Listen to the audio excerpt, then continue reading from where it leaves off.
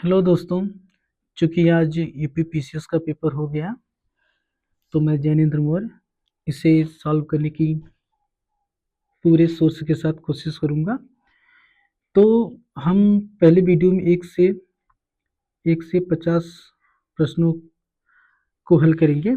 ठीक है, हम सीधे ज़्यादा बकवास ना करके सीधे प्रश्न पर चलते हैं। प्रश्न पहला क्या है? नीचे दो कथन दिए गए हैं जिनमें से एक को अभिकथन तथा दूसरे को कारण कहा गया है। ठीक है, इस आधार पे हमको हल करना, चूंकि आगे कई प्रश्न ऐसे ही हैं तो मैं ये बार बार नहीं पढ़ूंगा। तो पहला अभिकथन है, ऑस्ट्रेलिया का भीतरी भाग मरुस्थलीय तथा अर्ध मरुस्थलीय है। ये कथन क्या है? ये कथन पूरी तरह सत्य है कि ऑस्ट्रेलिया का जो भीतरी भाग है वह मरुस्थलीय तथा अर्ध मरुस्थलीय है। कारण देखते हैं। कारण में है, उत्तरी ऑस्ट्रेलिया समशीतोष्णीय कटिबंध क्षेत्र में स्थित है। ये बात गलत है। क्यों? क्योंकि जो उत्तरी ऑस्ट्रेलिया है वह समशीतोष्ण क्षेत्र में न अवस्थित होकर एक किस्में उष्णकटिबंधीय क्षेत्र में स्थित है। अतः केवल अभिकथन ए सत्य हुआ और कारण गलत हो गया। इस आधार पे पहला कथन ए गलत हो गया और बी भी गलत है। तो सी, ए सही है किंतु आर गलत है। ए बात सही है, सी और डी का कोई विश्लेषण करने का मतलब नहीं है। ठीक है, तो पहले का आंसर हो गया एक का सी। तो दूसरा कथन देखते हैं, दूसरा सवाल देखते हैं। नीचे दो कथन दिए गए हैं जिनमें एक को अभिकथन ए तथा दूसरे को कारण आर कहा गया है। ठीक है, अभिकथन में है, भारत विश्व का दूसरा सबसे बड़ा मोबाइल गेमिंग बाजार है। ठीक है, ये बात क्या है? पूरी तरह सत्य है कि भारत जो है विश्व का दूसरा सबसे बड़ा मोबाइल गेमिंग बाजार है। और कारण देखते हैं कि भारत में 950 मिलियन से ज़्यादा इंटरनेट के उपयोग करता है। ये बात भी सही है कि भारत में 950 मिलियन से ज़्यादा इंटरनेट के उपयोग करता है। तो हम प्रश्न देखते हैं कि बात तो दोनों सही है, लेकिन हमें यह तर्क लगाना है कि जो कारण है वह कथन की व्याख्या करता है कि नहीं। तो आप देखेंगे कि यही से हम समझ लेते हैं।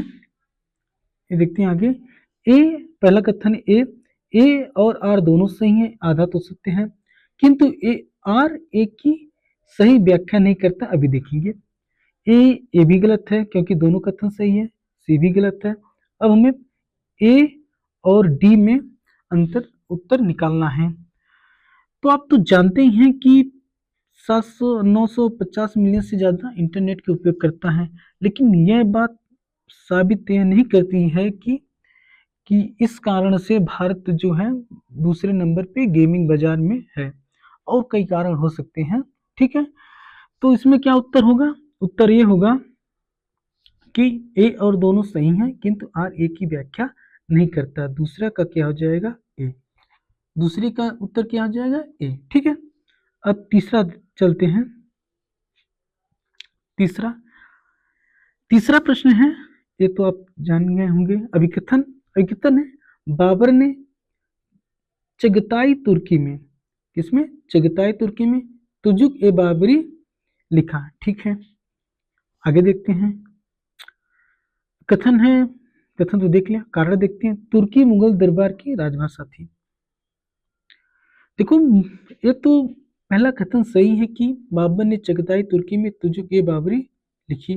ठीक है, लेकिन यह बात गलत है कि तुर्की मुगल दरबार की राजभाषा थी। दरअसल मुगल दरबार की आधिकारिक भाषा जो थी वह तुर्की नहीं, फारसी थी। क्या थी? फारसी। ठीक है, राजभाषा क्या थी? फारसी थी।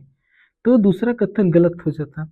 अगर मान लीजिए यहाँ पे तुर्की मुगल दरबार की राजभाषा थी, अगर इसके जगह फारसी ही दे देता, फारसी, तो आप यह विचार अपने से करिएगा कि क्या यह कथन जो कारण कथन की सही व्याख्या करता है कि नहीं, कि फारसी मुगल दरबार की भाषा थी इसलिए बाबर ने चगताई तुर्की में तुझे की बाबरी लिखी। उस ये बात की बात है, ये क्लास की बात है।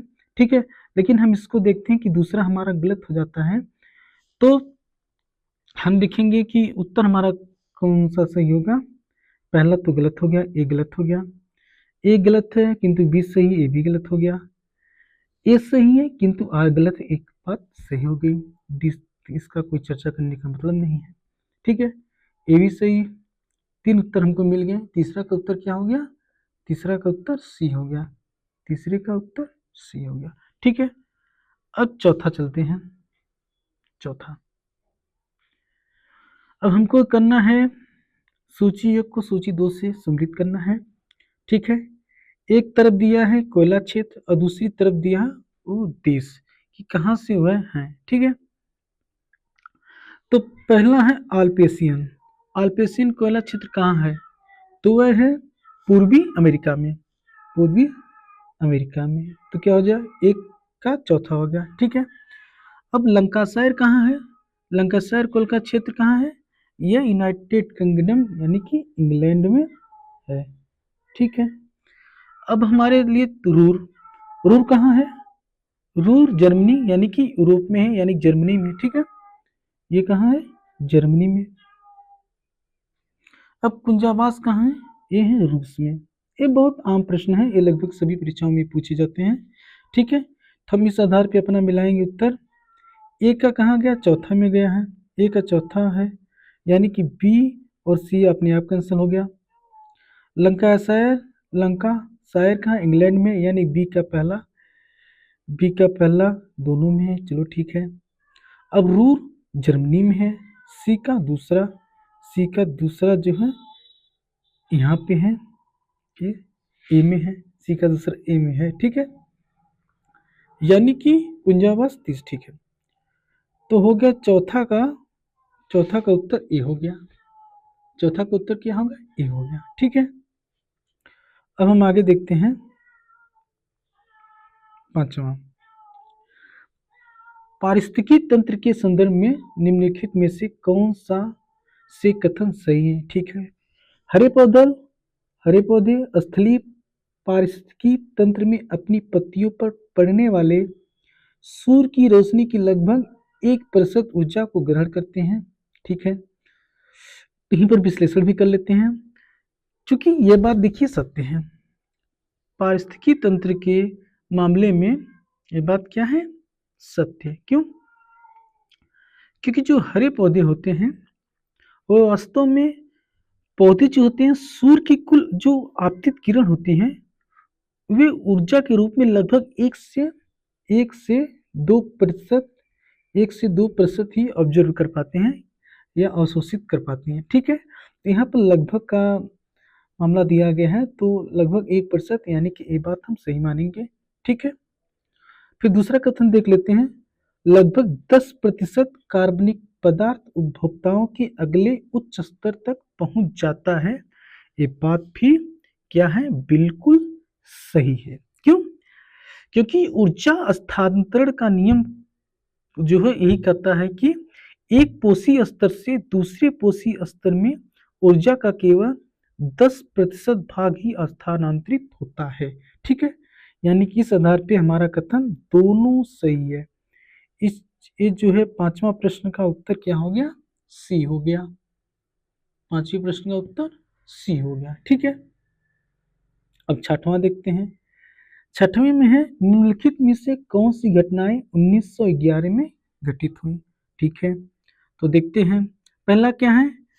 बंगाल विभाजन का रद्द होना। चलिए देखते हैं, बंगाल विभाजन रद्द कब हुआ था?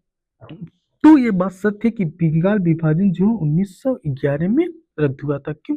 क्योंकि 1905 में लॉर्ड कर्जन ने बंगाल का विभाजन किया था और 1911 में इसे रद्द कर दिया गया। ये ज़्यादा यहाँ पर विस्तारित चर्चा करने का कोई मतलब नहीं है। राजधानी का कलकत्ता से दिल्ली परिवर्तन भी 1911 में किया गया, जो दिसंबर में था। ठीक है, क्यों? क्योंकि इस समय जो है दिल्ली दरबार का आयोजन किया गया था, जिसमें किंग जॉर्ज पंचम जो थे आए थे। उन्होंने ही राजधानी को कलकत्ता से दिल्ली स्थानांतरित करने की घोषणा की थी। यानी कि पहला भी सही है और दूसरा भी सही है। ठीक है, अब देखते हैं कांग्रेस तथा मुस्लिम लीग के बीच लखनऊ समझौता कब हुआ था?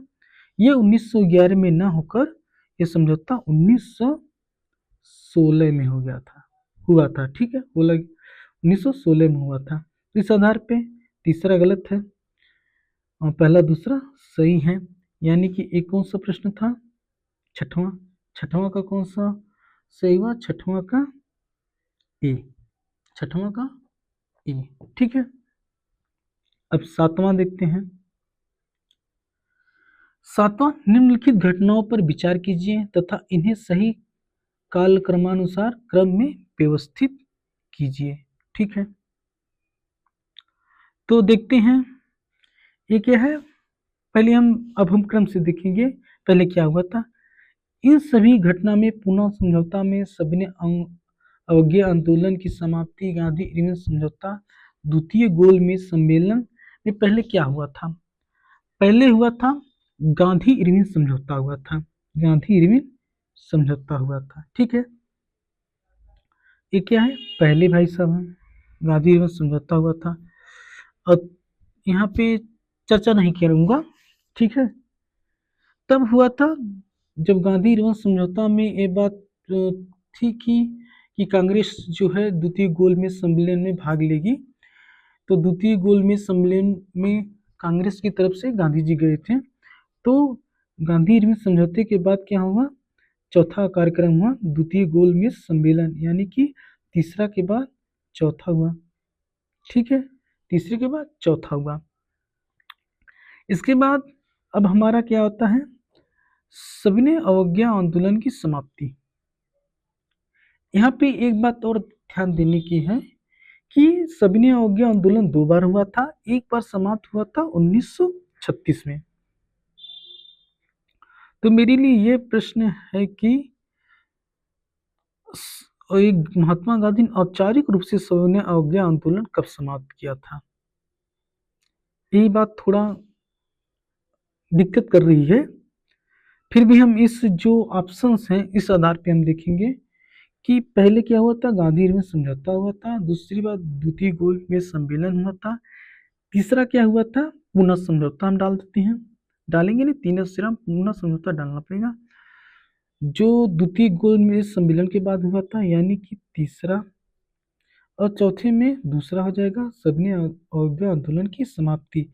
यानी कि हमारे लिए क्या प्रश्न बनता है? 3, 4 और 1, 2। 3, 4, 1, 2। 3, 4, 1, 2। A D. 3, 4, 1, 2। ठीक है, यहाँ पर आप देख लीजिएगा, यहाँ पे सविनय अवज्ञा आंदोलन की समाप्ति जो कौन सा लिया गया है, यही बात दिक्कत कर रही है। क्योंकि एक बार गांधी जी के जो इरविन समझौता हुआ था, इसके बाद भी एक आंदोलन समाप्त कर दिया गया था अवज्ञा आंदोलन का। फिर जब वहां से आए तो जो लॉर्ड साहब बदल गए थे, तो उन्होंने गांधी जी से मिलना कोशिश नहीं की, मतलब मिले ही नहीं। तो इन्होंने फिर सविनय अवज्ञा आंदोलन चालू कर दिया।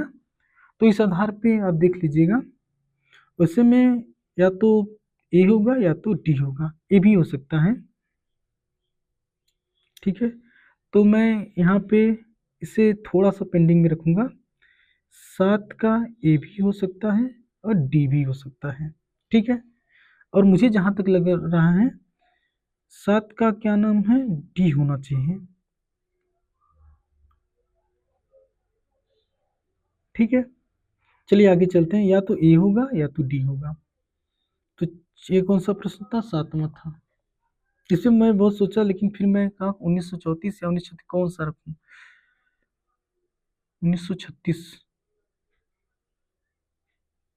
सविनय अवज्ञा आंदोलन की समाप्ति जो 2 वाला ठीक है, जो लास्ट में 2 रख दो। 1934, हाँ 1934 में हुआ था। यहाँ हाँ 1934 में रख दो। ये जो औपचारिक रूप से यहाँ पर समाप्ति हो गई थी, जो गांधी इरविन समझौते के बाद वाला जो बात था, वो पता नहीं कब हुआ। ठीक है, हम औपचारिक रूप वाला ही मानेंगे, तो यहाँ पे डी ही रखा जाएगा। ये रह दो, डी करो, डी आंसर है इसका। सातवां का डी। ये थोड़ा कंफ्यूजन में है, लेकिन सातवां का डी होना चाहिए, क्योंकि औपचारिक रूप से जो है सबने अवज्ञा आंदोलन की समाप्ति बाद में हुई थी। ठीक है, चलिए अगला प्रश्न देखते हैं। भारत वन स्थित रिपोर्ट सन 2023 के अनुसार उत्तर प्रदेश के निम्नलिखित में से किन जिलों में उनके कुल क्षेत्रफल 20% से अधिक पर वन। देखिए, इस प्रश्न को थोड़ा समझना पड़ेगा, क्योंकि इसका कोई एक व्यवस्थित तरह से सरकार ने प्रदर्शित नहीं किया है, मुझे नहीं मिला। तो जहाँ तक मुझे लगता है कि जो बहराइच और चंदौली है कि हाँ, 20% से अधिक भाग में, जहाँ तक मुझे पूरी उम्मीद है कि बहराइच में लगभग 27% निकाला गया है और चंदौली में लगभग 24% निकाला गया और श्रावस्ती में जो है 18% निकाला गया है। लेकिन ये कोई मुझे व्यवस्थित सरकारी आंकड़ा नहीं है मेरे लिए, तो मैं इसे ए और दो ही करूँगा, तीसरा नहीं करूँगा। ठीक है, ये बात हो सकती है कि मेरी गलत हो जाए। तो आठवां का ए, क्योंकि ये कोई व्यवस्थित आंकड़ा नहीं मिला मुझे, आठवां का ए। ठीक है, अब आगे चलते हैं, नौवां देखते हैं। नौवां प्रश्न है, कोयला उत्पादक क्षेत्र और राज्य। ये सब पढ़ने का कोई मतलब नहीं है। कोयला उत्पादक क्षेत्र और राज्य, चलिए देखते हैं।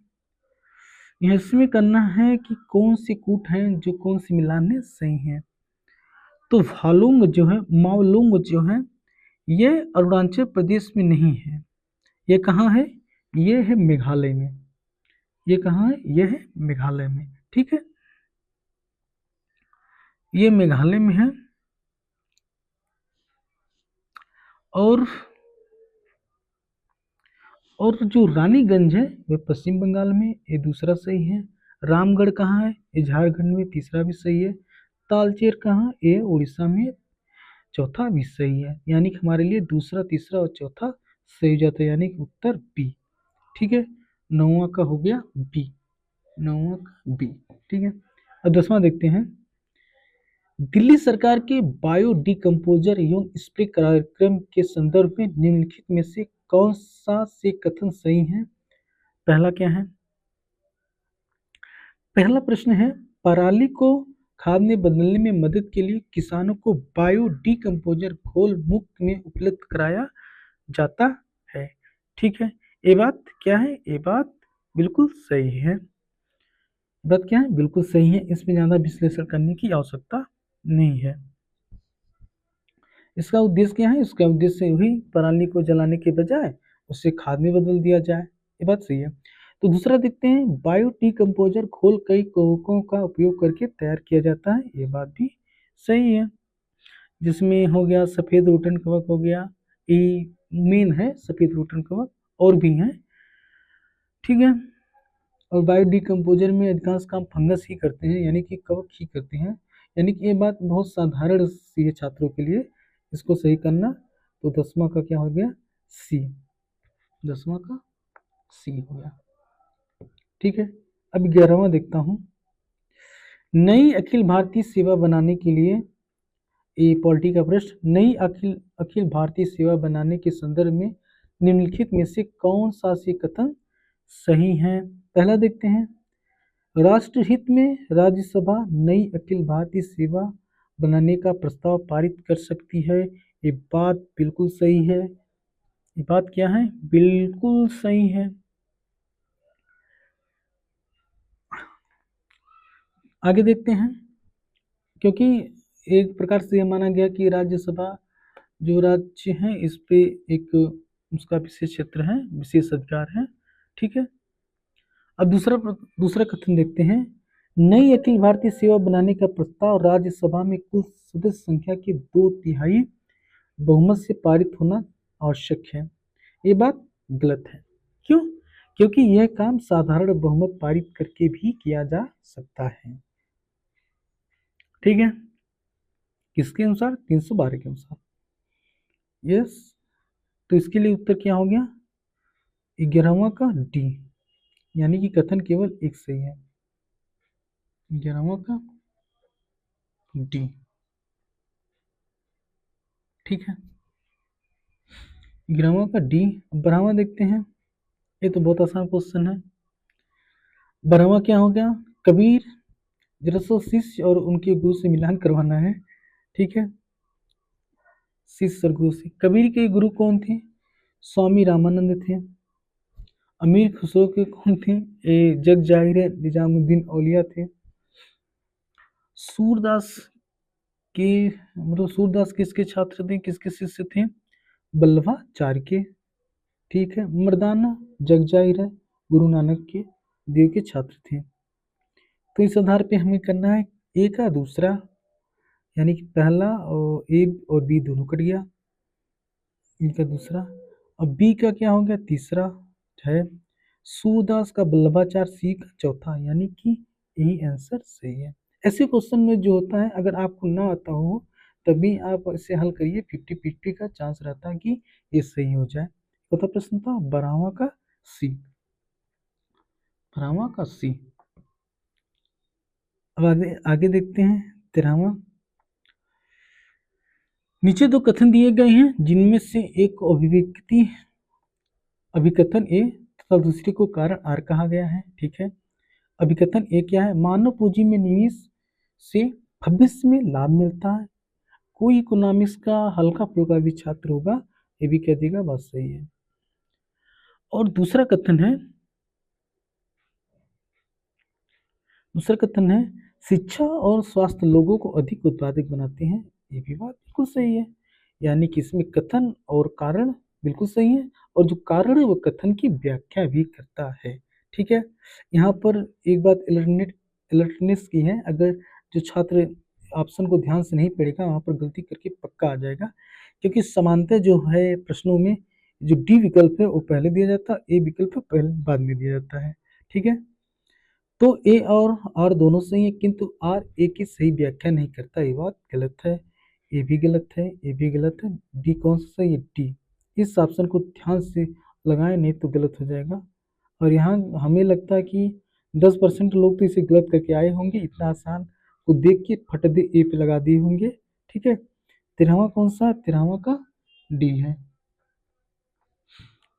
13वां का डी है। अब 14वां प्रश्न देखते हैं। 14वां, अब 14वां प्रश्न है सूची एक को सूची दो से मिलान करना है। एक है परिष्करशाला और दूसरा है राज्य। अब यहाँ पे आपके लिए एक बात थोड़ा, अगर मान लीजिए कोई नाम विशेष नहीं जानता होगा तो उसके लिए यह थोड़ा दिक्कत में प्रश्न कर सकता है। दरअसल जो यहाँ पे मनाली और नायरा को लेकर, दरअसल अगर नायरा एक एक कंपनी है जो हमें लगता है गुजरात की में है, गुजरात की क्या नाम, खाड़ी, बंगाल की खाड़ी उड़ी नहीं, बंगाल खाड़ी सॉरी, वो खंबात की खाड़ी के आसपास है, जो कृष्ण मान का नाम मुझे नहीं आ रहा है, वहाँ पे एक नायरा नाम का कुछ है। ठीक है, मैं थोड़ा देखा था एक बार, मुझे याद नहीं आ रहा है, लेकिन वो नायरा यहाँ पर नहीं है। ठीक है, यह नायरा एनर्जी लिमिटेड है, जो परिष्करशाला कहाँ पर है? गुजरात में है। कहाँ? नायरा गुजरात में है। और जो मनाली, ये मनाली जो कुल्लू वाली मनाली नहीं है, ये परिष्करशाला कहाँ है? चेन्नई तमिलनाडु में है। ठीक है, वो मनाली जो आप में दिमाग में पहली बार गया होगा वह मनाली यह नहीं है। ठीक है, मनाली कहाँ है? तमिलनाडु में परिष्करशाला केंद्र है। ठीक है, और तीसरी क्या है? नुमालीगढ़। नुमालीगढ़ कहाँ है? ये है असम में। और तातीपाका क्या है? वह क्या है? वह आंध्र प्रदेश में। ठीक है, तो अब हम मिलाते हैं नायरा ए का दूसरा, यानी कि ए कट गया, डी कट गया। अब बी का चौथा है, नुमालीगढ़ असम में है, यानी कि बी आंसर इसका हो गया। किसका बी आंसर है? 14वां का बी आंसर। 14वां का बी आंसर। ठीक है, अब आगे प्रश्न देखते हैं 15। निम्नलिखित में से कौन सा से खाद्य सुरक्षा का आयाम नहीं है? हमको ये बताना कि खाद्य सुरक्षा की आयाम नहीं है। ठीक है, पहला देखते हैं, उपलब्धता है, खाद्यान्न और उत्पादन के भंडार होने चाहिए। पहुंच, इकोनॉमिक्स में हल्की सी बात है कि आप पहुंचाएंगे नहीं तो लोग खाएंगे क्या। ठीक है, तो लोगों तक खाद्यान्नों में उनकी पहुंच होनी चाहिए। सामर्थ्य, उनको क्रय क्षमता होनी चाहिए, क्रय क्षमता होनी चाहिए। इकोनॉमिक्स ये बेसिकली कंसेप्चुअल है पूरा, इसे मेंस में डालना चाहिए था। ठीक है, फिर भी चलो देखते हैं। अब जवाबदेही, जवाबदेही दरअसल सरकारी तंत्र का काम होता है। ये खाद्य सुरक्षा का डायरेक्ट आम नहीं होता है, बल्कि ये शासन से जुड़े चीजें हैं। ठीक है, तो हमें पूछा क्या गया कि नहीं है पूछा गया। ठीक है, तो इसका उत्तर हो जाएगा बी, ये 15वां का बी, 15वां का बी। ठीक है, अब 16वां देखते हैं। 16वां, चांदी की वस्तुओं के संदर्भ में निम्नलिखित में से कौन सा से कथन सही है। चांदी की वस्तुएं हवा के संपर्क में आने पर कुछ समय बाद काली हो जाती हैं। ये बात क्या है, सही है। क्यों, क्योंकि जो चांदी की वस्तुएं होती हैं उसमें हवा की उपस्थिति से सल्फर यौगिक जो होते हैं, वह सल्फर यौगिक जिसे हाइड्रोजन सल्फाइड जो होता है वह सिल्वर सल्फाइड में बदल जाता है, जिसका रंग काला होता है। ठीक है, अब इसके लिए जो सिल्वर सल्फाइड ही कोटिंग का कारण होती है। ठीक है, ये दोनों बात सही है। काले होने का कारण क्या, सिल्वर सल्फाइड। ठीक है, पहला भी सही है, दूसरा भी सही है, सिल्वर सल्फाइड, दोनों सही है। कुछ क्या पूछा गया, सही पूछा गया, 16 का सी, 16 का सी। ठीक है, 17वां देखते हैं। ये तो बिल्कुल विशुद्ध फैक्ट वाली चीज है। अब लेकिन ध्यान से करना पड़ेगा, गलत हो सकता है। चंद्रयान 3 कब लॉन्च किया गया था, 14 जुलाई सन 2023 को चंद्रयान 3 गया था। आदित्य एल1 कब गया था, आदित्य एल1 भाई साहब गए थे 2 सितंबर सन 2023 को गए थे। ठीक है, इनसेट 3DS कब गया था, 17 फरवरी को भाई साहब गए थे। और RLV-LEX.01 कब गया था, वह 2 अप्रैल को गया था। यानी कि ए का तीसरा, तो पहला गलत, ये गलत। बी का पहला, ठीक है। इंसेट सी का दूसरा, यानी कि ये वाला सही है। ये कौन सा है, 17 का बी, 17 का बी। ठीक है, अब अगला प्रश्न देखते हैं, 18वां। 18वां क्या करना है, राज्य हैं उनमें राज्यसभा में सीटों की संख्या कितना है, ये मिलाना है। जल्दी से कर देते हैं इसे। महाराष्ट्र में कितनी है, 19 है। कर्नाटक में कितनी है, 12 है। बिहार में कितनी है, 16 है। तमिलनाडु में कितनी है, 18 है। ठीक है, ए का तीसरा एक ही है, बी का चौथा, सी का पहला। ऐसे क्वेश्चन आते मजा आता, एक भी मिल जाता आंसर आ जाता। ठीक है, चौथा प्रश्न था 18वां का डी, 18वां का डी। 19 देखते हैं। नीचे 2 कथन दिए गए हैं जिनमें से एक को अभिकथन तथा दूसरे को कारण कहा गया है। ठीक है, तो अभिकथन ये देखते हैं, निर्धनता रेखा समय और देशों के अनुरूप भिन्न होती है। ये बात बिल्कुल सही है। लोगों की मूलभूत आवश्यकताएं क्षेत्रों और समय के अनुसार भिन्न होती हैं। आप एनसीईआरटी को भी ठीक से पढ़ लिए होंगे। अगर पॉलिटी के छठवां जो पॉलिटी क्लास 6 का पहला चैप्टर दूसरा चैप्टर भी अगर ठीक से समझ लिए होंगे तो ये बात आप कर देंगे। ठीक है, तो ये बात गलत है, ये भी गलत है, ये भी गलत, यानी कि डी सही है। ठीक है, एक कथन और कारण जो कथन की स्पष्ट व्याख्या करता है। तो 19वां का क्या हो गया, 19वां का हो गया डी, 19वां का डी। अब 20वां देखते हैं। जून सन 2025 में घोषित साहित्य अकादमी युवा पुरस्कारों के संदर्भ में निम्नलिखित में से कौन सा से कथन सही है। ठीक है, पहला कथन है युवा पुरस्कार 23 भारतीय भाषाओं में घोषित किए गए हैं। दूसरा क्या, इस वर्ष डोंगरी में कोई युवा पुरस्कार नहीं है। ठीक है, इसे देखते हैं। दरअसल पहला कथन क्या है गलत है। क्यों? क्योंकि साहित्य अकादमी युवा पुरस्कार जो है प्रतिवर्ष 22 भाषाओं में दिए जाते हैं। किसने में? 22 भाषाओं में दिए जाते हैं, ठीक है। जिसमें से जो 24 मान्यता प्राप्त भाषा है उसमें अंग्रेजी, इंग्लिश और राजस्थानी भाषा को नहीं दिया जाता, बाकी सबको दिया जाता है। और जो इस वर्ष डोंगरी में कोई युवा पुरस्कार नहीं मिल पाया, ये बात तो सही है और पहला गलत है। इस आधार पे कौन सा उत्तर होगा? इस आधार पे बी उत्तर है। केवल बी यानी कि केवल कथन दो सही है, बी का पहला। व्याख्या तो कर दी। अगर मान लीजिए मैं ध्यान नहीं दे रहा हूँ कौन सा सही है गलत है तो आप अपने से कर लीजिएगा। अब देखिए यहाँ पर पहला गलत था, दूसरा सही है। तो मैं दरअसल ध्यान में रहता, मैं यहाँ बी वाला, दरअसल क्या होता है कि जो समानते बनाया जाता है पहले पे ए दूसरे पे बी, दोनों दोनों में से कोई नहीं। लेकिन पीसीएस में क्या होता है, उल्टा कर दिया जाता है। आईएएस में सही क्रम से रहते हैं, ठीक है। तो इसमें ए है, 20 का ए। 21 देखते हैं। नीचे दो कथन दिए गए हैं जिनमें एक को अभिकृत ए दूसरे को कारण कहा गया, ये भी देखते हैं। ये भी बहुत आसान क्वेश्चन है, आप एनसीईआरटी को भी हल्का सा पढ़े होंगे तब भी कर ले जाएंगे।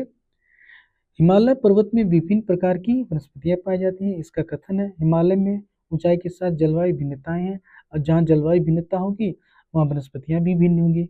कथन भी सही है, कारण भी सही और व्याख्या भी कर रहा है। पहला गलत, व्याख्या नहीं करता, दूसरा गलत, तीसरा गलत, चौथा सही, यानी कि 21 का डी, 21 का डी, ठीक है। 22 देखते हैं। पर्यावरण की वहन क्षमता के संदर्भ में निम्नलिखित में से कौन सा से कथन सही है? अब देखते हैं संसाधन, पहला कथन देखते हैं, संसाधन निष्कर्षण की दर संसाधन सृजन की दर से अधिक रहनी चाहिए। ये बात गलत है। जब संसाधन अधिक मात्रा में खपत होगी और जो संसाधन सृजन कम होगा तो बैलेंस कहाँ से होगा, वहन कहाँ से कर पाएगा? क्या है? पहली क्या है? गलत है।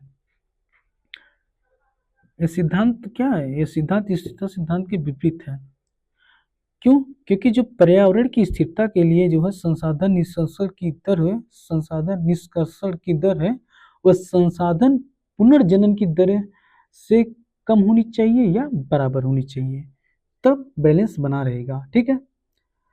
पहला तो गलत हो गया। दूसरा देखते हैं, अपशिष्ट का उत्पादन पर्यावरण की अवशोषण क्षमता के भीतर रहना चाहिए। ये बात सत्य है, यानी कि 10 में से अगर 10 उत्पादन 10 अपशिष्ट बन है तो पर्यावरण के पास 11 अवशोषण करने की क्षमता होनी चाहिए।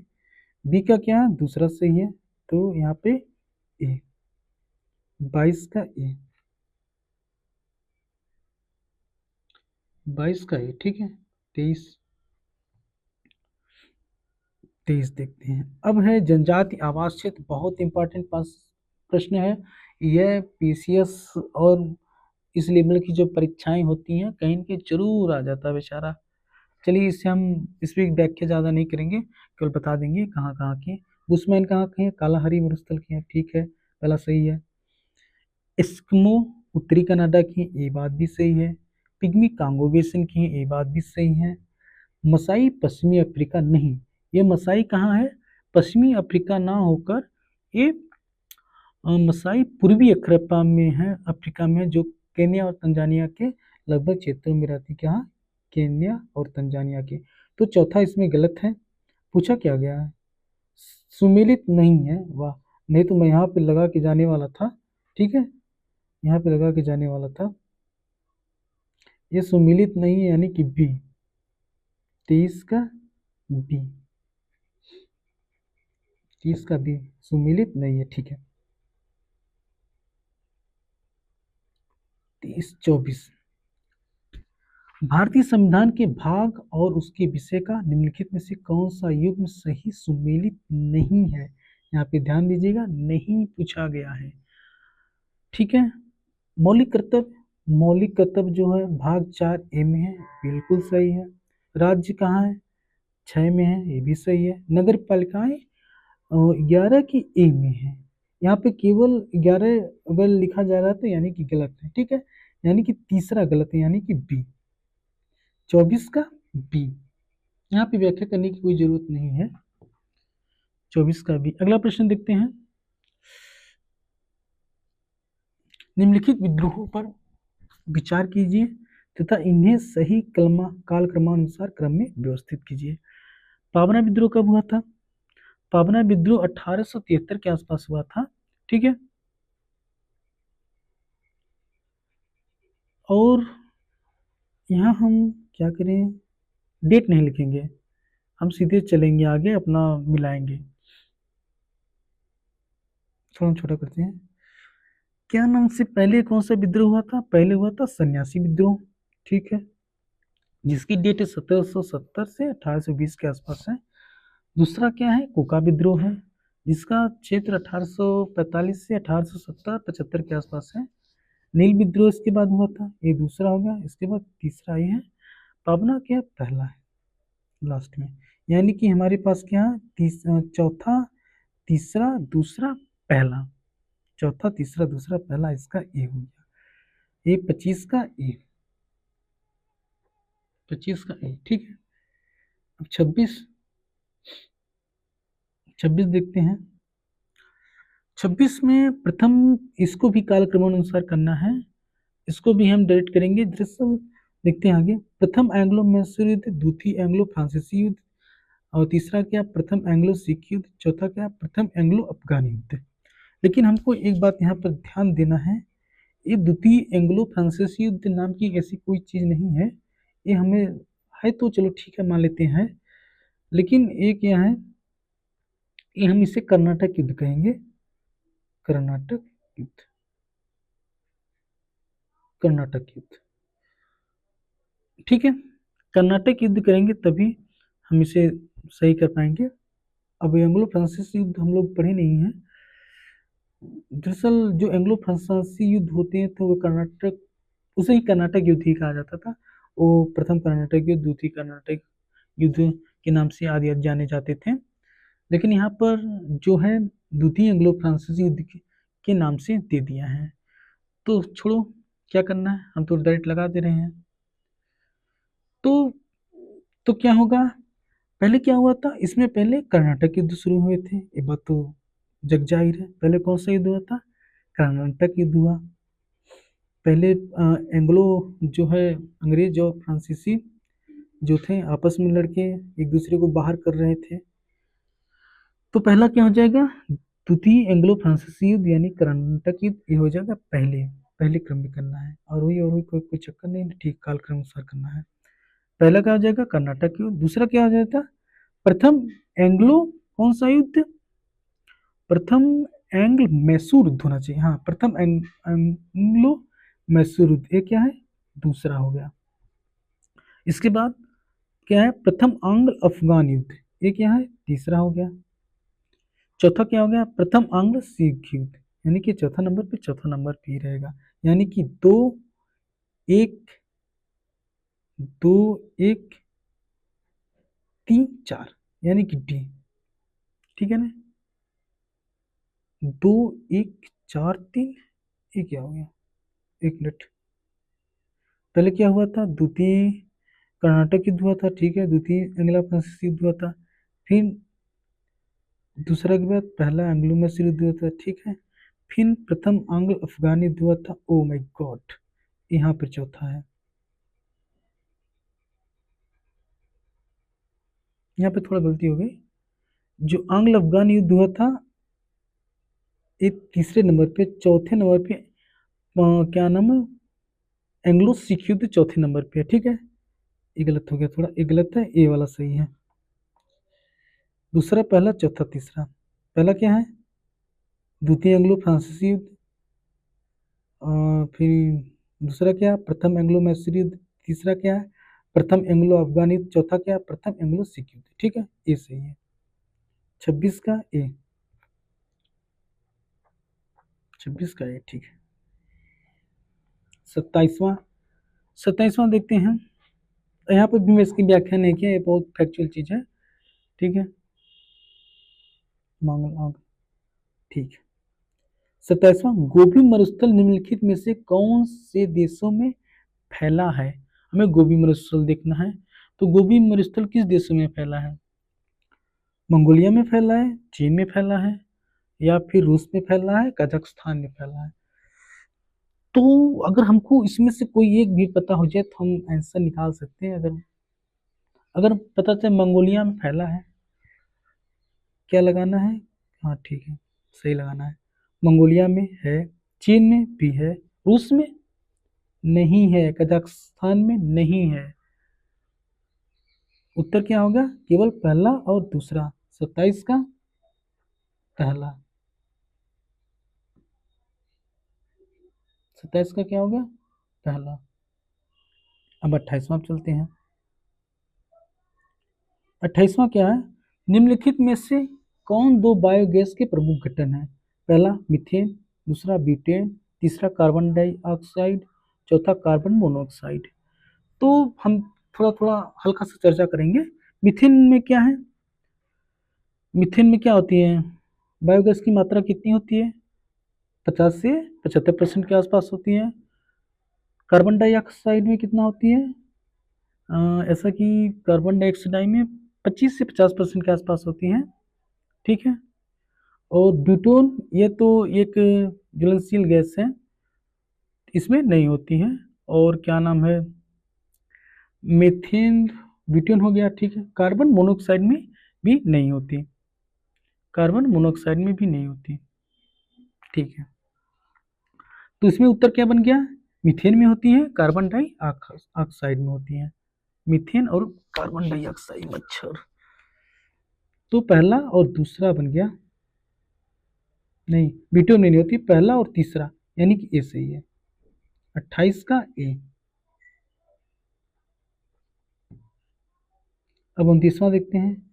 जून सन 2025 में आदि कर्मयोगी बीटा संस्करण, जून सन 2025 में आदि कर्मयोगी बीटा संस्करण एक उत्तरदायी शासन पहल का शुभारंभ निम्नलिखित में से किस मंत्रालय द्वारा किया गया है? ठीक है। अब इसका उत्तर देखते हैं। इसमें 4 ऑप्शन दिए गए हैं। आयुष मंत्रालय, महिला एवं बाल विकास मंत्रालय, सामाजिक न्याय और अधिकारिता मंत्रालय, जनजाति कार्य मंत्रालय। इसको मुझे एक बेहतर आंसर नहीं मिला, लेकिन मैं पीआईबी पे गया तो पीआईबी पे गया तो जनजाति कार्य मंत्रालय दिखा रहा था। ठीक है। तो इस हिसाब से जनजाति कार्य मंत्रालय, यानी केवल चौथा। ये मैं बहुत पढ़े पढ़ा था, मुझे ध्यान में थोड़ा उतर गया। तो जनजाति कार्य मंत्रालय इसका उत्तर होना चाहिए, है, होगा। पीआईबी भी मैं देखा था। 29 का बी, 29 का बी।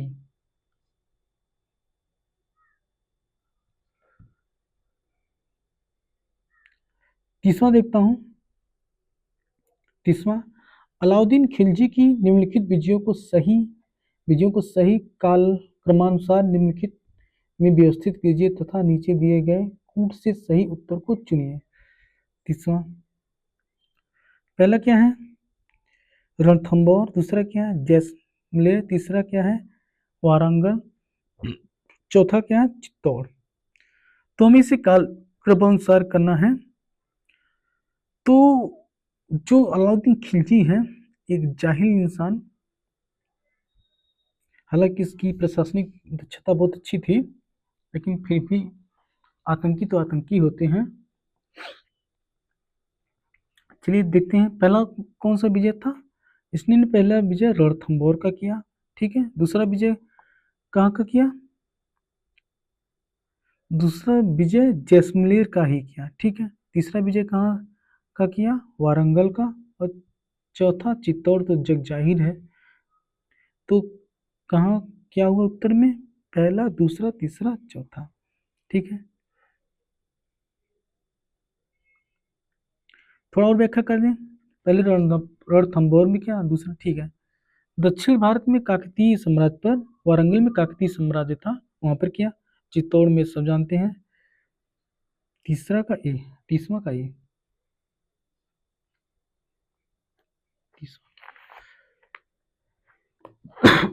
सॉरी 31वां देखते हैं। मैं भी अपना लिखते चल रहा हूं।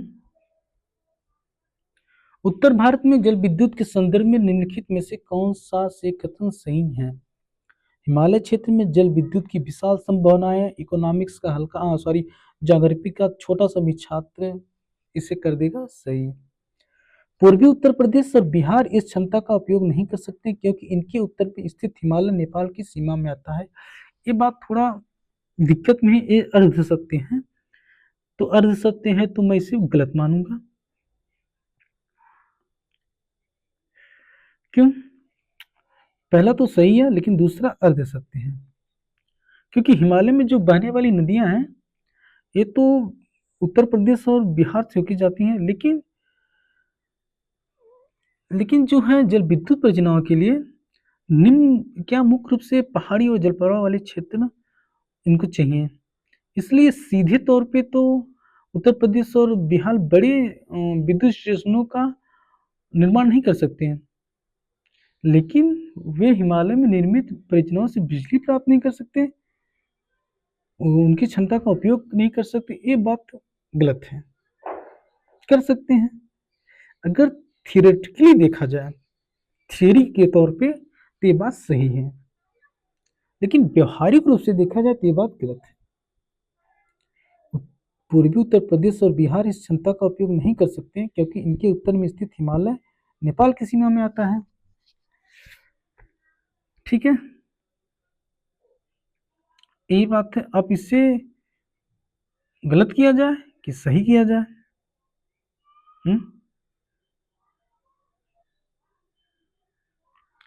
हम क्या करते हैं, पहला तो सही है और दूसरे पर पेंडिंग में छोड़ते हैं। पूर्वी उत्तर प्रदेश और बिहार इस क्षमता का उपयोग नहीं कर सकते क्योंकि इनके उत्तर में स्थित हिमालय नेपाल की सीमा में आता है। ये बात अर्ध सत्य है, यानी कि इसका उत्तर 31 का डी भी हो सकता है केवल एक सत्य, और सी भी हो सकता है कि दोनों सत्य हैं। ठीक है, 31 का डी और सी दोनों हो सकता है। 32 देखते हैं, निम्नलिखित में से कौन सा से जिले उत्तर प्रदेश में देवी पाटन मंडल का हिस्सा है? ये बात लिखते हैं। देवी पाटन मंडल में हिस्सा, अब यहाँ पर ये नहीं चर्चा करेंगे कौन कौन आता है, लेकिन हमको ये पता बस्ती जो है देवी पाटन में नहीं आता, ये महाराजगंज या आप कह सकते हैं पूर्व उत्तर प्रदेश का हिस्सा में है, यानी कि बस्ती गलत है। पहला गलत, ये गलत, ये गलत, तीसरा अपने आप सही हो सकता है। बहराइच के बारे में विचार कर लो, बहराइच बलरामपुर ये दोनों आते हैं, यानी कि सी, 32 का सी, 32 का सी। 33 देखते हैं, भारत के निम्नलिखित राज्यों के गठन पर विचार कीजिए तथा इन्हें सबसे पहले से लेकर आखिरी तक के सही कालक्रमानुसार क्रम में व्यवस्थित कीजिए। इनको हमें व्यवस्थित करना है। अब डेट बाई डेट देख लेते हैं। तो पहला कौन बना? पहले बना नागालैंड, 1963 में बना है। नागालैंड 1963 में बना है, पहला है। पंजाब 1966 के आसपास बना है, दूसरा। सिक्किम 1975, 1975, चलिए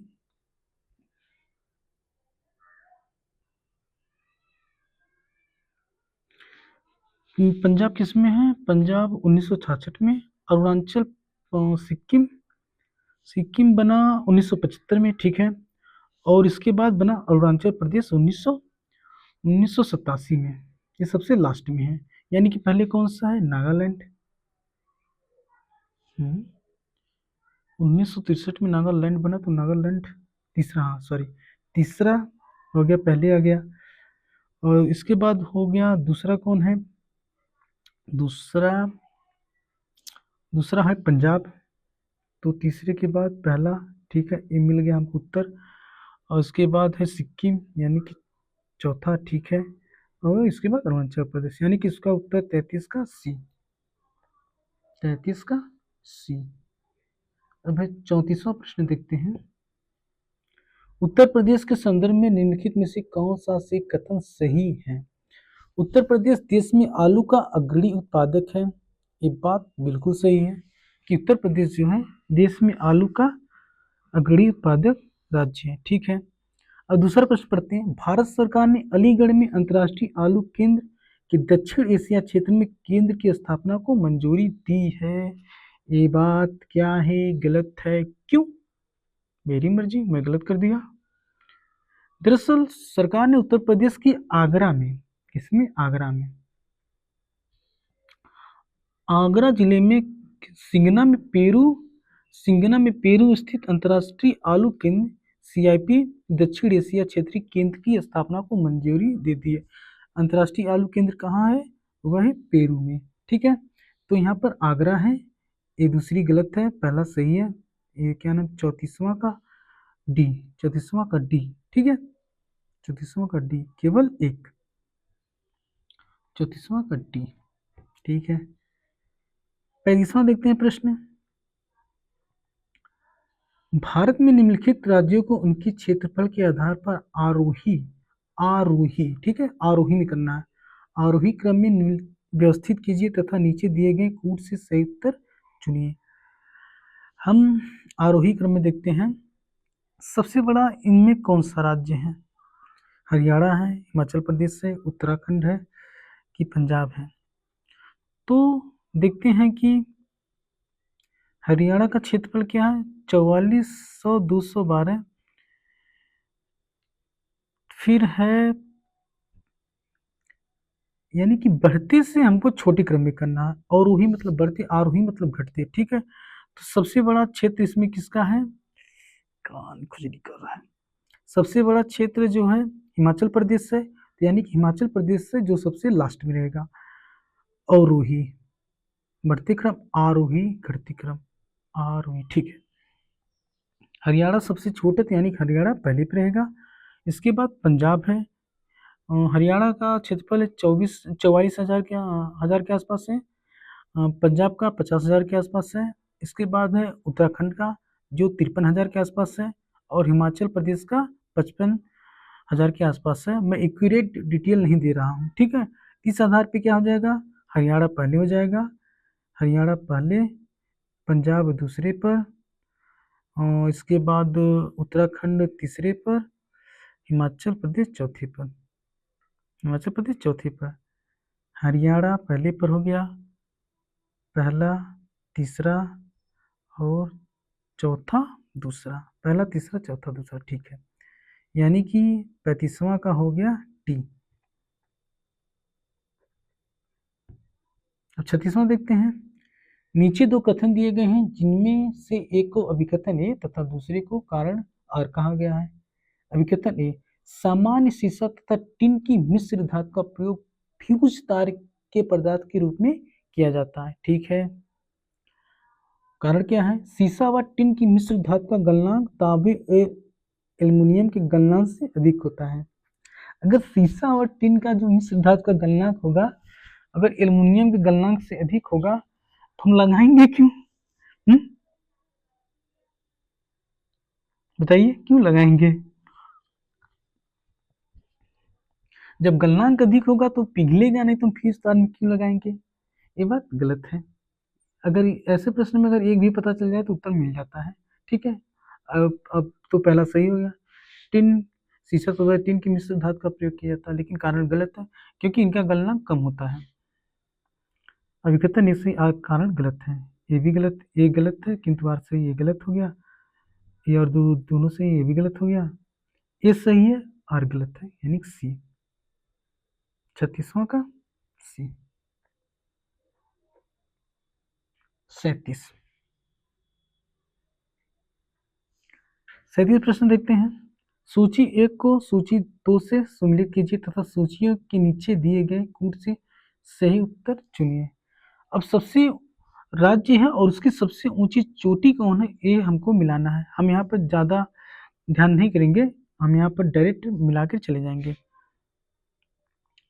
देखिए धूपगढ़ का कहाँ है, सॉरी, हाँ धूपगढ़ हम यहाँ से देखेंगे।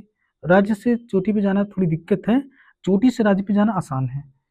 तो हम धूपगढ़ देखेंगे, वह हो गया मध्य प्रदेश में। क्योंकि हम ये नहीं याद करते कि राजस्थान में कौन कौन सी चोटियाँ हैं, बहुत थोड़ा याद करने में थोड़ा परेशानी होती है। अगर लेकिन हम सबसे बड़ी, सबसे ऊंची अगर दिया है तो हम सीधे उसको राज्य में लेकर जाते हैं। तो धूपगढ़ क्या है, मध्य प्रदेश में है। तो एक क्या है, इसके बाद टोडा बेटा कहाँ है, टोडा बेटा है नागालैंड में, नागालैंड में। इसके बाद गुरु शिखर, गुरु शिखर तो सबको पता है राजस्थान में है। अब है सारामती, सारामती में जो है आप थोड़ा कंफ्यूज करेंगे, सारामती में थोड़ा कंफ्यूजन है, क्योंकि सारामती जो है नागालैंड और मणिपुर की सीमा पर है। तो यहाँ पे नागालैंड मणिपुर की सीमा क्यों कह रहा है, यहाँ थोड़ा कंफ्यूजन है, हम लेकिन मिलाएंगे यहीं पर, मिलाएंगे यहीं पर। अब यहाँ पे एक बचा तो इसका यहीं पर मिला दिया जाएगा, ठीक है। क्योंकि सारामती जो मैं छोटी समझता हूँ यह है मणिपुर की सीमा पर, नागालैंड और मणिपुर की सीमा पर। ये तमिलनाडु और राजस्थान में ऐसा कुछ नहीं है, फिर भी हम मिला देते हैं, चलिए देखते हैं।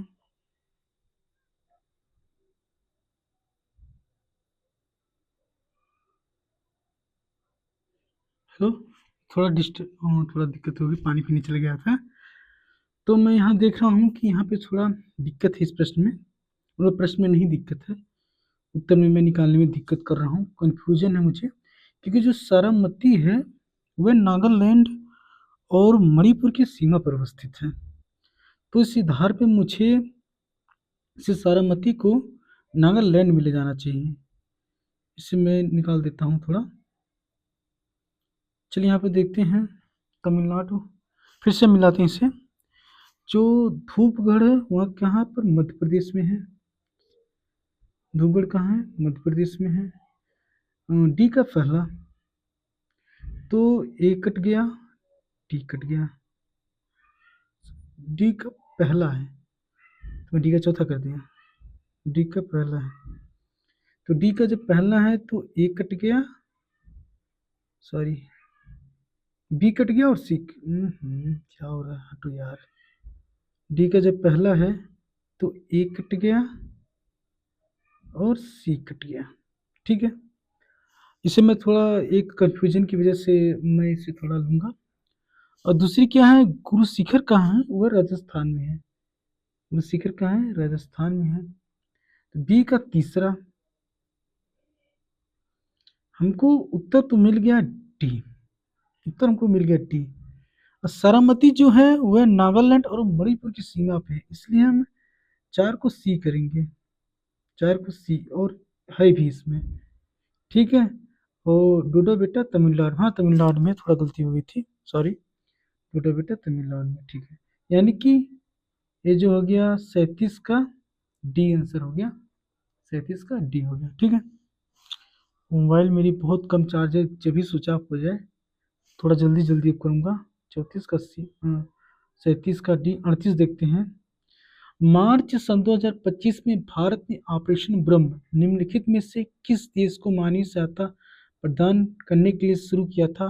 पहला बांग्लादेश, दूसरा म्यांमार, तीसरा श्रीलंका, चौथा मलेशिया। इसमें से हमको निकालना किसको दिया गया था। तो यहाँ पे मैं डायरेक्ट आंसर पे जाऊंगा, किसका उत्तर होना चाहिए म्यांमार, यानी कि केवल दो, बांग्लादेश श्रीलंका और मलेशिया से कोई यहाँ पे नहीं था, ठीक है। अब ये पूरी कहानी है, यहाँ पर व्याख्या करने का कोई मतलब नहीं, करंट अफेयर विशुद्ध करंट अफेयर है, अभी ज़्यादा दिन की बात नहीं हुई है। ये 28 मार्च की सन 2025 को जो म्यांमार में भूकंप आया था उसके तहत यह काम किया गया, ठीक है। एनडीआरएफ की टीम गई थी। अगला देखते हैं, ये प्रश्न 39वां, नगर पालिका के संदर्भ में निम्नलिखित में से कौन से कथन सही है।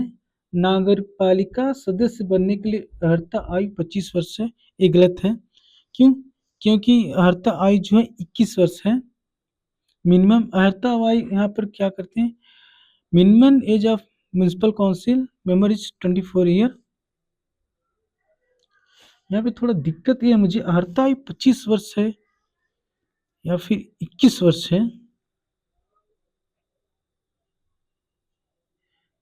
नगर पालिका सदस्य बनने के लिए अर्हता आयु, यहाँ पर थोड़ा इंग्लिश वाला मुझे वर्जन देखना पड़ेगा। देखिए इंग्लिश में क्या करता है।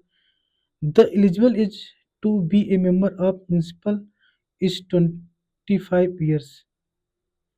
नगर पालिका सदस्य बनने के लिए अर्हता आयु 25 वर्ष, हमको लगता है 25 वर्ष होना चाहिए।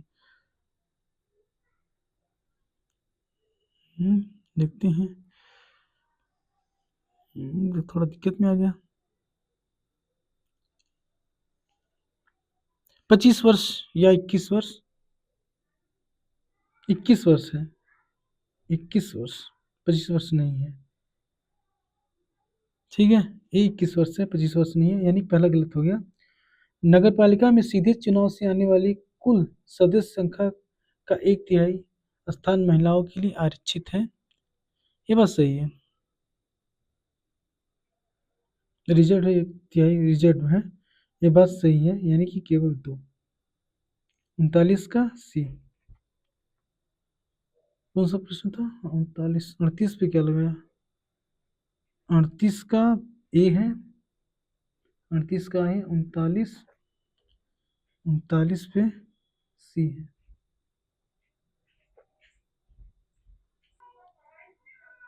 40वां प्रश्न हम देखते हैं। 40वां प्रश्न, इसमें गवर्नर जनरल वायसराय हैं, उनका महत्वपूर्ण योगदान क्या है, उसको मिलाना है। तो हम देखते हैं क्या नाम से है। पहला क्या है? लॉर्ड डलहौजी है। दूसरा क्या है? लॉर्ड कर्जन है। लॉर्ड विलियम बेंटिक है। लॉर्ड कॉर्नवालिस है। तो इनके लिए हम क्या करेंगे? ऐतिहासिक कहते हैं जो गवर्नर जनरल वायसराय हैं, बंगाल का स्थायी बंदोबस्त किसने किया था? बंगाल का स्थायी बंदोबस्त लॉर्ड कॉर्नवालिस ने किया था। बंगाल का स्थायी बंदोबस्त लॉर्ड कॉर्नवालिस ने किया था। सती प्रथा का उन्मूलन जग जाहिर है लॉर्ड विलियम बेंटिक भाई साहब थे किए थे। Lord William Bentinck. सती प्रथा का उन्मूलन या निषेध लॉर्ड विलियम बेंटिक।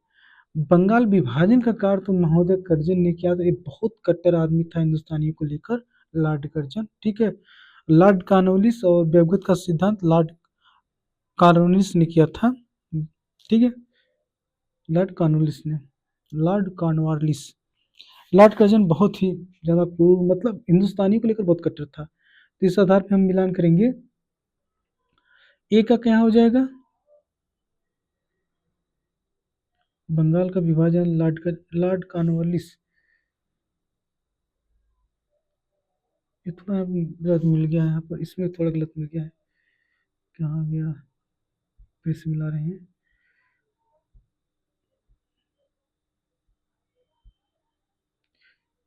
फिर से लॉर्ड कर्जन, बंगाल का विभाजन, बंगाल का विभाजन, सती प्रथा का निषेध लॉर्ड विलियम बेंटिक, बेवगत का सिद्धांत लॉर्ड कॉर्नवालिस।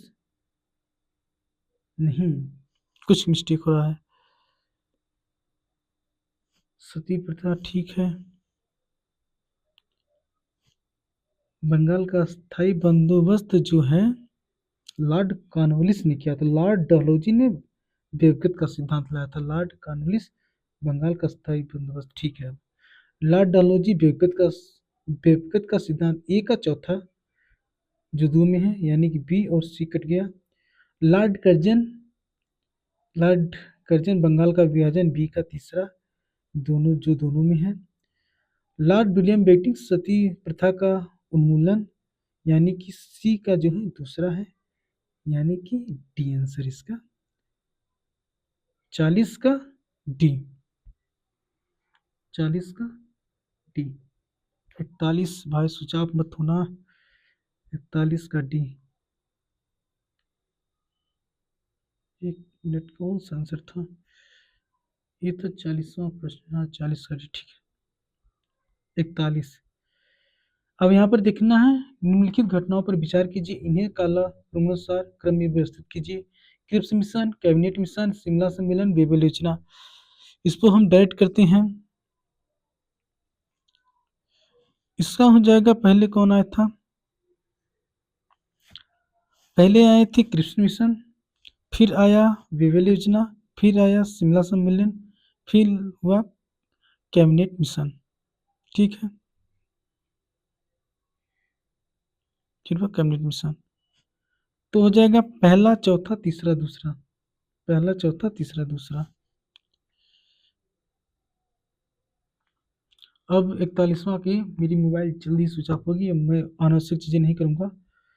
42 लोक लेखा समिति के संदर्भ में निम्नलिखित में से कौन से कथन सही हैं? पहला, लोक लेखा समिति अपनी रिपोर्ट लोकसभा को सौंपती, ये बात बिल्कुल सत्य है, लोकसभा को सौंपती है। लोक लेखा समिति में राज्यसभा के 15 सदस्य होते हैं, ये गलत गलत बात है। लोक लोक लेखा समिति में सब 22 सदस्य होते हैं, लेकिन राज्यसभा से केवल 7 सदस्य होते हैं और 15 सदस्य होते हैं और जो लोकसभा से होते हैं, यानी कि 42 का डी सही है। 42 का डी केवल एक, 42 का डी। 43 देखते हैं, निम्नलिखित में से कौन सी गैस हवा से भी हल्की है? Hydrogen chloride, sulphur dioxide, helium. तो हम थोड़ा अणुभार देख लेते हैं, अणुभार यहाँ पे चर्चा नहीं करेंगे। आप ये जान लीजिए कि हाइड्रोजन क्लोराइड और सल्फर ऑक्साइड जो होती हैं ये हवा से भारी होती है, जबकि हीलियम जो है हवा से हल्की होती है, यानी कि केवल 3, यानी कि आंसर बी। 43 का बी। मुझे बहुत जल्दी खत्म करना है। 43 का बी। 44, अटल सुरंग के संदर्भ में निम्नलिखित में से कौन से कथन सही है? यह सुरंग विश्व की सबसे लंबी राजमार्ग सुरंग है, ये बात बिल्कुल ठीक है। 44 का ए बिल्कुल पहला बिल्कुल ठीक है। और यह सुरंग हिमालय की पीर पंजाल श्रृंखला में बनाई गई है, ये बात भी ठीक है। ठीक है दोनों। तो ऑप्शन क्या हो जाएगा? 44 का सी। 44 का सी। अब आते हैं 45, ओजोन परत के संदर्भ में निम्नलिखित में से कौन सा कथन सही है? ये बात तो दरअसल ये दोनों सही है, इसमें कोई चर्चा करने वाली बात नहीं है। आप इतने स्तर पर जाएंगे तो ये छठवीं लगभग छठवीं बार से शुरू हो जा रही है, ओजोन को खतरा हो रहा है, ओजोन को खतरा हो रहा है। ठीक है, तो ये बात दोनों सही है। 45 का सी। 45 का सी। 46 देखते हैं, निम्नलिखित में से कौन सा से देश खाड़ी सहयोग परिषद का हिस्सा नहीं है? अब की बार हमको निकालना है, खाड़ी प्रदेश का हिस्सा नहीं है। इसमें जो है कि बहरीन है जो वो सदस्य है, इराक नहीं है, ईरान नहीं है, इराक भी नहीं है, कतर है। तो दूसरा और तीसरा जो आंसर हो जाएगा, दूसरा और तीसरा ये दोनों नहीं है। ये कौन सा? 46 का ए। 47 देखते हैं, नीचे दो कथन दिए गए हैं जिनमें एक को अभिकथन ए तथा दूसरे को कथन कारण कहा गया है। ठीक है, भारत में जनहित याचिका कानून के शासन के लिए आवश्यक है, ये बात देखते हैं अभी। कारण 2, जनहित याचिका सामाजिक और आर्थिक रूप से कमजोर वर्गों को न्याय तक प्रभावकारी पहुंच प्रदान करता है, ये बात सही है। कारण तो बिल्कुल सही है, लेकिन कथन जो है भारत में जनहित याचिका कानून के शासन के लिए आवश्यक है, ये बात दिक्कत में है। क्यों? जो ये व्यवहारिक रूप में है, व्यवहारिक रूप में ये बात सही है, व्यवहारिक रूप में ये बात सही है, लेकिन सैद्धांतिक तौर पे भारत में जनहित याचिका कानून के शासन के लिए आवश्यक है, ये बात गलत है। क्यों? कानून का शासन लगाने की कार्य जिम्मेदारी जो है सरकार की है, सरकार की, ना कि न्यायालय की। ठीक है, तो ये बात इस आधार पर गलत हो जाती है। लेकिन जब हमको यहाँ पर प्रश्न हल करने होते हैं तो हम व्यवहारिक रूप ना लेकर सैद्धांतिक रूप लेते हैं, इसलिए यह पहला हमारे लिए क्या है? पहला गलत है, दूसरा सही है। व्यवहारिक रूप में सही है लेकिन सैद्धांतिक रूप में गलत है, तो सिद्धांत को ना, व्यवहार को ना मानते हुए हम सैद्धांतिक रूप में कारण सही है, कथन गलत है। ये दोनों सही है, गलत हो गया। एक गलत है किंतु आर सही है, बस ठीक है। ये सही है किंतु आर गलत है, बात गलत है। ए और दोनों सही है, बात गलत है। कौन सा उत्तर हो गया? 47 का बी। 47 का बी, ये गलत है किंतु आर सही है। ठीक है, 47। अब आ गया 48, निम्नलिखित में से कौन सा ग्रंथ कालिदास के द्वारा नहीं लिखा गया? मेघदूत तो जग जाहिर लिखा गया, रघुवंशम जग जाहिर। अगर श्रृंगार शतक ना पता हो तब भी पहला और दूसरा पता है, लगा देंगे। कौन सा? 48 का ए। ना पता हो तब भी हम 48 का लगा के चले जाएंगे। श्रृंगार शतक वैसे में वो क्या नाम, उनका नाम नहीं ध्यान में आ रहा है। कोई लिखा होगा, नहीं याद आ रहा है मुझे। चलिए श्रृंगार शतक शायद भास्कर लिखे कि नहीं लिखे, नहीं याद आ रहा। ठीक है, 49वां देखते हैं। 49वां प्रश्न है, मुगल सम्राट अकबर ने फतेहपुर सीकरी में बुलंद दरवाजा का निर्माण करवाया, ये क्या है? अभिकथन है। कारण क्या है? अकबर ने इस स्मारक का निर्माण अपने पुत्र जहांगीर के जन्म की याद में कराया गया था। दूसरा जगजाहिर गलत है। पहला क्या सही है? इसमें कोई चर्चा करने की बात नहीं है। फतेहपुर सीकरी क्यों बनवाया गया था? फतेहपुर सीकरी बुलंद दरवाजा का निर्माण जो है क्यों करवाया था? ठीक है, पहला सही है, दूसरा गलत है। क्या हो गया? पहला गलत है, दूसरा सही। हाँ, दूसरा गलत है। हाँ ठीक है, ये सही है कि द्वार गलत है। 49 का सी। मुझे जल्दी करना पड़ेगा, मोबाइल डिस्चार्ज होने वाली है, एकदम एकदम टंग गई है। 50वां देखता हूँ। 50वां क्या है? सूची एक, सूची दो से मिलान करना है। एक पत्तन है, दूसरा क्या राज है? पत्तन और राज को हमें मिलाना है, तो मिला मिला देता हूँ। पारदीप कहाँ है? पारदीप उड़ीसा में है। तो हाँ ठीक है, मिलान करना। तूतीकोरिन कहाँ है? ये तमिलनाडु में है। और काकीनाडा कहाँ है? काकीनाडा आंध्र प्रदेश में। अल अलप्पू पूजा कहाँ है? ये केरल में है। केरल में।